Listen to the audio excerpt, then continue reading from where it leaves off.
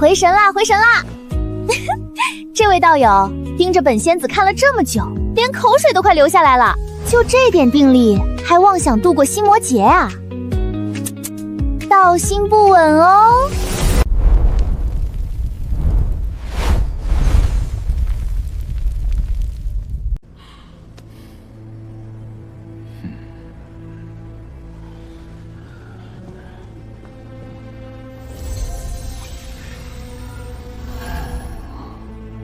我对附近灵地不太了解，你给我介绍一下地图上的情况。是，前辈。此地图包含3处山脉，中间翠落山灵气最足，化神洞府最多，还出产珍稀灵药。此次有3处灵地空出，争夺最烈。天运山灵气次淤，也有不少适合化神前辈的灵地。琼料山原本是元婴修士所用，灵气稍显不足，但洞府最殊疏，前辈可独占方圆万里灵地。原来如此。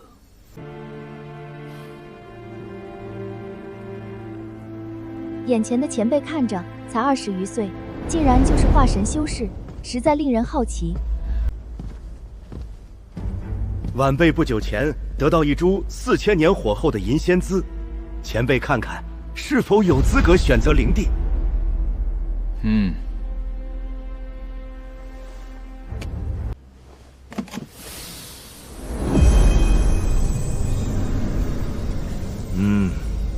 4000年火候还差数百年，不过也差不多了。这一次，就算你够资格了。多谢前辈成全。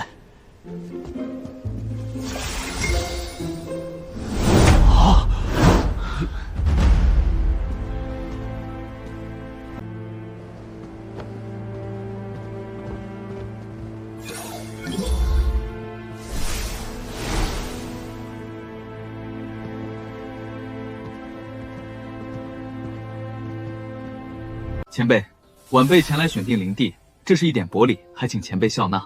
听说城中新来一名姓韩的飞升修士，莫非就是你？前辈消息灵通，正是晚辈。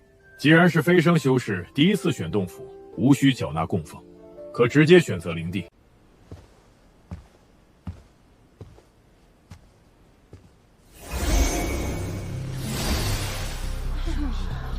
他怎么选这里啊？灵气最稀薄，就算范围广，也得不偿失啊！你真要选此处建洞府，一旦选定，100年内都不能随意改换。晚辈初到灵界，只求有个落脚之地，不想与各位道友争夺。便随你吧，既然你心意已决。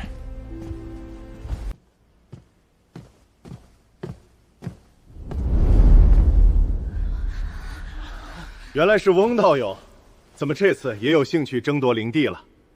金兄能来换取洞府，翁某自然也可以。此人修为不及金胖子，却如此放肆，想必有所依仗。翁贤弟说笑了，你如今的洞府已是1等1的灵地，又何必再换？在下最近打算修炼一种秘术，对灵气不太看重，只需灵地范围广大些，临时调换一下罢了。参见教师叔，家师托晚辈给师叔问一声好。问好？凭明老怪的臭脾气，哪会如此周到？他前后躲过6次天劫，第7次恐怕没那么容易蒙混过关。家师已在洞府闭关200年为出，正在祭炼一件灵宝，虽然今日轮值，不宜多言。你尽快选灵地吧。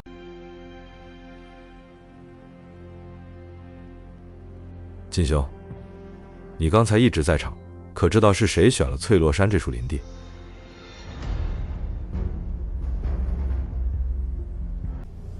是你选的这块灵地？道友也看上此地了。我修炼的秘术只有这片灵地最合适，你识趣的话就主动放弃此地，否则争斗起来可别怪翁某手下无情。前辈，我可否重新选取其他灵地？不行，灵地数量本就不足，每人只有1次争夺机会，若是失败，只能等下个100年再争夺。就算等上100年，也总比被硬生生打落一个境界的好。若是道友不听劝告，在下无法答应阁下的请求。我看还是道友另寻他地修炼的好。韩某也不想与翁兄伤了和气，万一在下一时失手。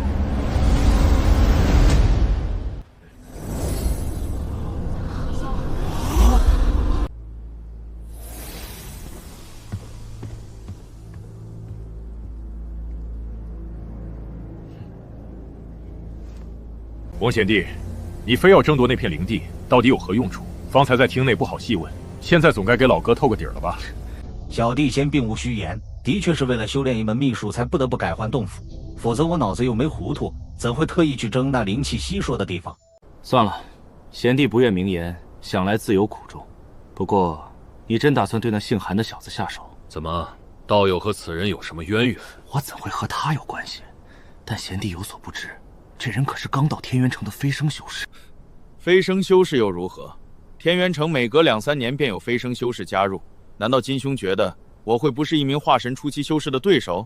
他这般胆大，不过是在下界称王称霸惯了，到了灵界，还真把自己当个人物了。哈哈，这人修为自然不足一提，以翁导友的神通，连我都不敢轻言能胜。但城中飞升修士极为护短，你教训一下便可，否则就算有明前辈依仗，也难免生出风波。我自然要好好教训一顿。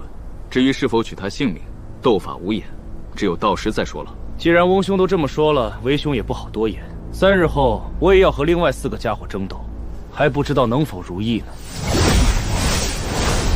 想让我和飞升修士结下死仇，他倒打得一手好算盘。金胖子已经起了疑心，他不足为虑，倒是他的祖父，我也不愿招惹。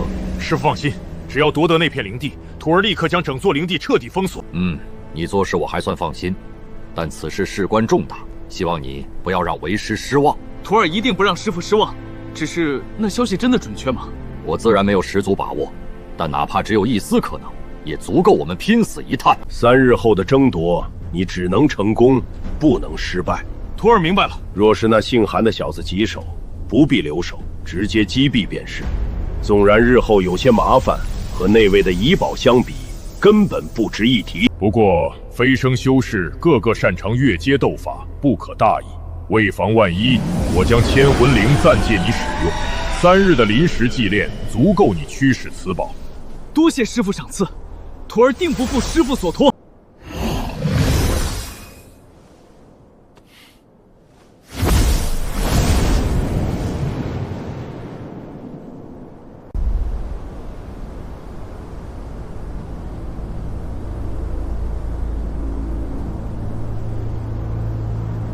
这座被称为天渊城的巨城，更像是一座屹立在蛮荒边界的渊国。它是人与妖两族对抗蛮荒一族的最后壁垒，也是无数修士机缘与杀机并存的漩涡。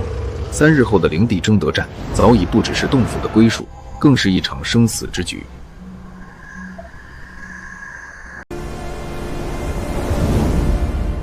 灵地之争，不过是这盘大棋的开始罢了。